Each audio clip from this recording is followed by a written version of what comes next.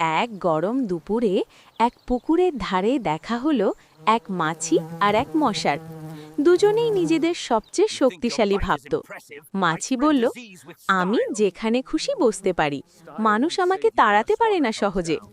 মশা হেসে বলল, আমি কিন্তু মানুষের রক্ত খাই, আমাকেই সবাই বেশি ভয় পায়। এভাবে তর্ক করতে করতে তারা ঠিক করল একটা যুদ্ধ হবে। প্রথমে মাছি দ্রুত উড়ে এসে মশাকে ধাক্কা দিল। মশা একটু দুলে গেল, কিন্তু হার মানল না। তারপর মশা সুযোগ বুঝে মাছির গায়ে হুল ফোটাতে গেল, কিন্তু মাছি খুব দ্রুত সরে গেল। এভাবে অনেকক্ষণ লড়াই চলল, কেউ কাউকে হারাতে পারল না। শেষে দুজনেই ক্লান্ত হয়ে থামল।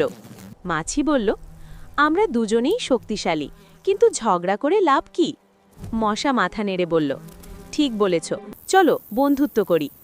তারপর থেকে তারা আর কখনো ঝগড়া করেনি, বরং বন্ধু হয়ে গেল। শিক্ষা: ঝগড়া নয়, বন্ধুত্বই সবচেয়ে বড় শক্তি।